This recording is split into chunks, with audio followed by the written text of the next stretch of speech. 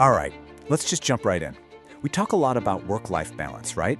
But what happens when things get, well, out of whack? It's usually not some big, sudden explosion. No, it's more like a slow leak. There are these subtle but absolutely critical warning signs. Let's call them vital signs that tell us something's off long before it becomes a full-blown crisis. So today, we're going to learn how to read those signs. So let me just ask you, point blank, what are the vital signs of your workplace? I mean, think about it. A doctor checks your pulse, your blood pressure to see how you're doing. Well, your professional life has its own set of health indicators, and being able to spot them, that's the very first step to actually fixing what might be broken. Now, just so we're all on the same page here, let's define what we're talking about. Workplace imbalance. It's not just having a bad week or a tough project. No, this is a chronic thing. It's when the demands of the job, all the deadlines, the pressure, the sheer volume of work, are consistently just too much for your ability to handle them. This isn't about feeling busy. It's about being completely overwhelmed, to the point where it starts hurting your health and, how well you can even do your job. Here's a great way to think about it. Your car has a dashboard, right? And it's got all those little lights that flash when you're low on oil or there's engine trouble. The signs we're about to go through, they're exactly that, but for your job. They're the warning lights on your professional dashboard. And ignoring them, well, it's just as risky. Okay, first up, the physical toll. This is the one that so many of us brush off, isn't it? We blame it on anything else. Oh, I didn't sleep well, or I must be catching a cold. But so often, the real root cause is a deep imbalance at work. It's your body trying to tell you something. I love this phrase because it's so true. This is when stress starts writing checks that your body simply cannot cash.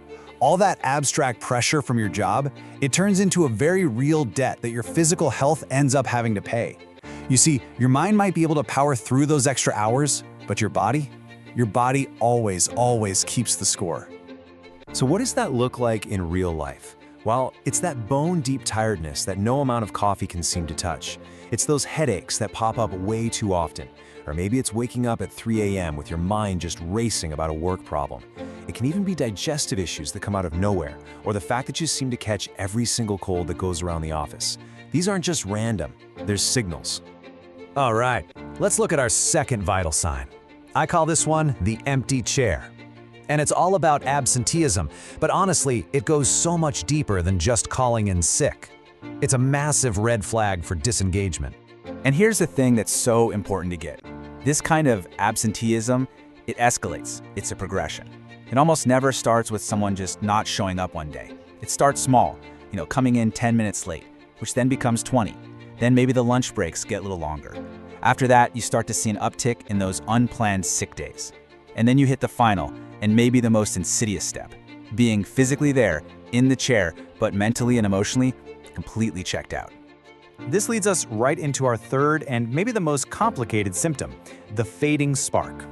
This is where we have to talk about the two heavy hitters of workplace imbalance, stress and burnout. You know what I'm talking about, right? We've all been there. That horrible sinking feeling you get in the pit of your stomach on a Sunday night, just thinking about Monday morning. When that feeling stops being a once-in-a-while thing and starts becoming your new normal, well, that's a huge warning light that your emotional spark is starting to go out. And listen, this next part is so important. People use the words stress and burnout like they're the same thing, but they're not. They're actually opposites in a way. Stress is a problem of too much pressure, too much going on. You feel frantic, overengaged. Burnout, that's a problem of not enough. Not enough energy, not enough motivation, not enough anything. You feel empty, disengaged. One is like you're drowning in responsibility, the other is like you've completely dried up. So what does this actually feel like day to day? It could be just feeling irritable all the time, snapping at people, or losing all motivation for things you used to be excited about. A really big one is feeling cynical about your work, like nothing you do matters. And of course, there's that deep emotional exhaustion. But a key indicator, one to really watch for, is when you finish a big task and you feel nothing, just a reduced sense of accomplishment. So we've walked through the physical signs, the behavioral ones, and the emotional ones. Let's pull it all together now and really see how these vital signs paint a full picture of what's going on. And here it is, the whole thing at a glance. You've got the physical toll, which shows up as those unexplained health risks. You have the behavioral changes, which look like progressive disengagement or absenteeism. And then you have that emotional decay, which really boils down to burnout and stress. Each one is a different piece of the same puzzle, and when you see them together, you get a really clear picture of that imbalance. And honestly, that's the main takeaway from all of this. You simply cannot fix a problem you don't even see. It doesn't matter if you're a manager trying to look out for your team, or if you're just doing a self-check-in.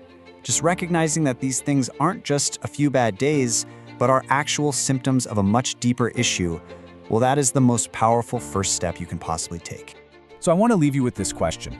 We've gone through the warning lights on the dashboard, the physical toll, the empty chair, that fading spark. Now that you know exactly what to look for, which one of these vital signs are you going to pay a little closer attention to this week, whether it's in yourself or maybe in someone you work with? Just think about it.